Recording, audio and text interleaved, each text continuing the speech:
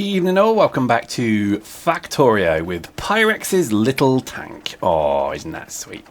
So today we're going to take this this fine planet back from the bugs, and we're going to show them who's boss. Technology is no mix or challenge for bloody good technology. That didn't make any sense. Anyway, let me show you how we're doing this. Now this is using the wonder of this game. We're going to speed up slightly.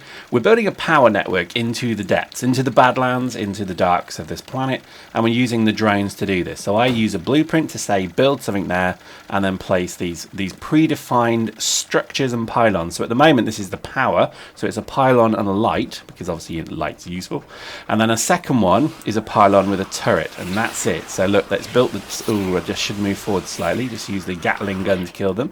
You notice that then places a turret. Simple as that. Lovely stuff. And what this effectively does is it makes a... It's interesting. It's like... I'm trying to think of an equivalent. It's like building a frontier of technology against these horrible spawning zergy bastards. And I think this is probably one of the beauties of the game. So even when we place a turret on its own, it's probably going to die. We can just then... Look, the turret, the drone picked up another turret and placed it. Lovely jubbly. And what I'm doing, and I'm just showing this as one, but what I'm generally doing is dropping blueprints for 4 or 5 turrets, so it basically just builds a, you know, almost like a defensive shield against the bugs. And then basically I sit with my tank shooting high explosive rounds, or rather armor piercing rounds, into their, I guess, their spawning bellies, and just as you can see there, killing the worms as well.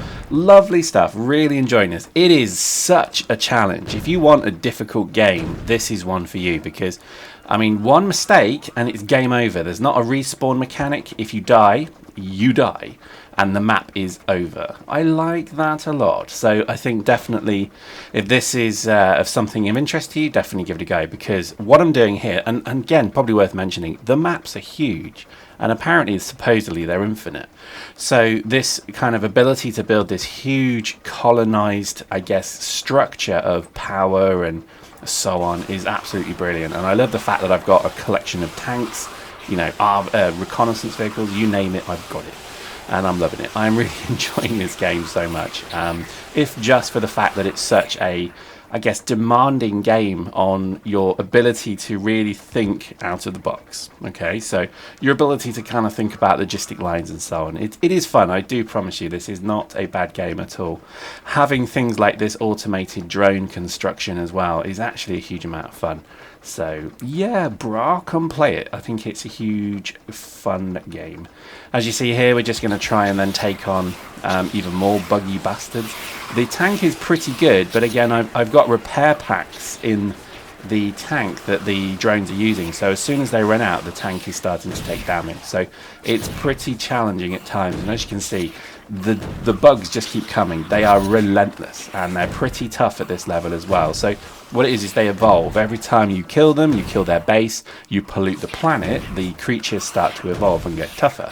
And eventually behemoths start to come out of the ground. Now I haven't seen these yet, but apparently they will destroy pretty much your base. So I'm really excited to see that, most definitely.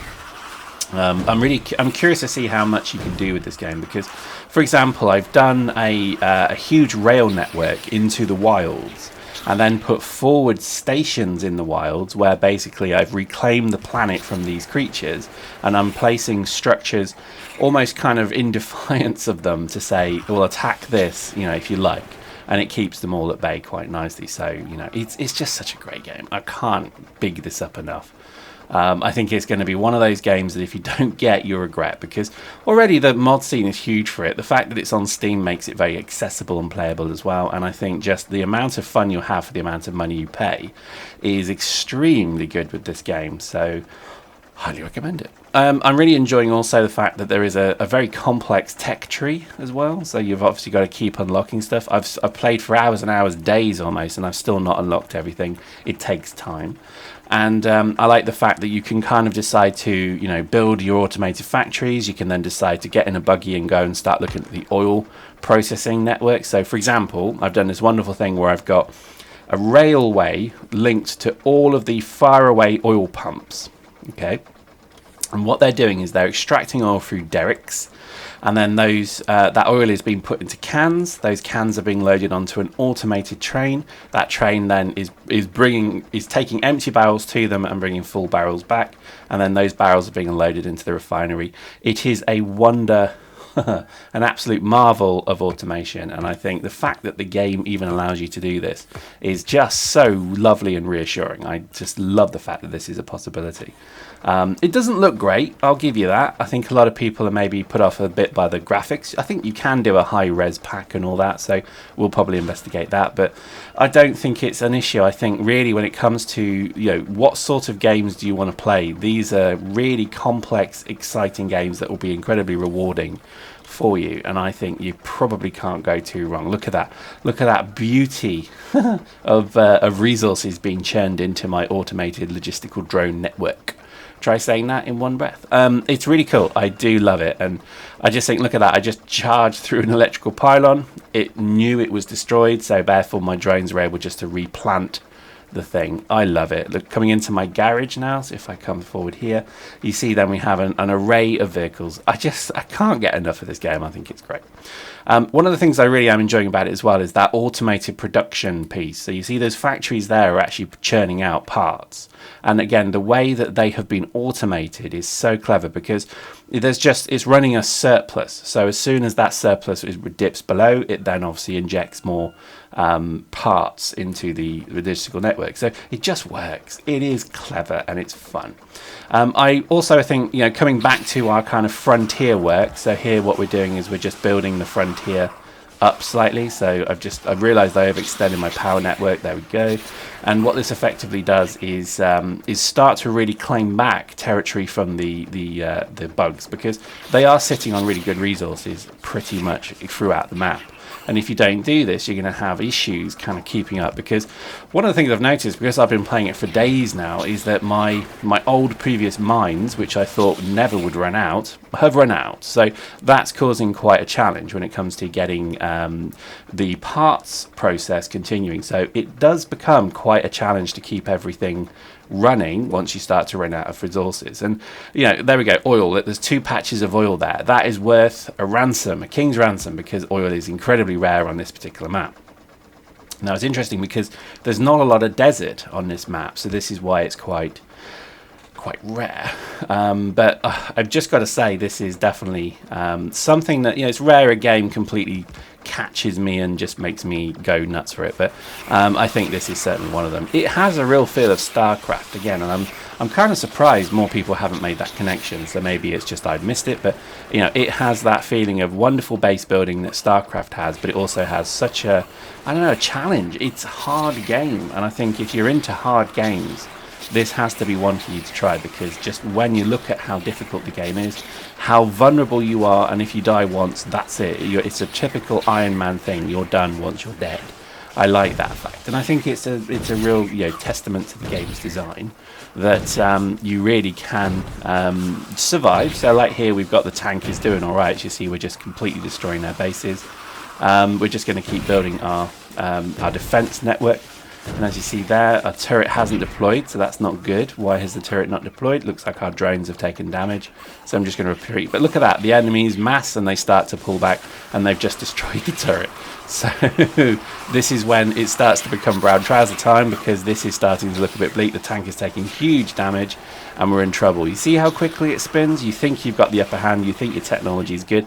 It's almost like those comic books with the aliens, from Alien and Aliens, the weird things that were chest bursters and that. They always had this thing where there was this ability to keep them back with technology. So the fact we could build these kind of automated sentries and all this, it's good to a point, but when it fails, you're pretty screwed.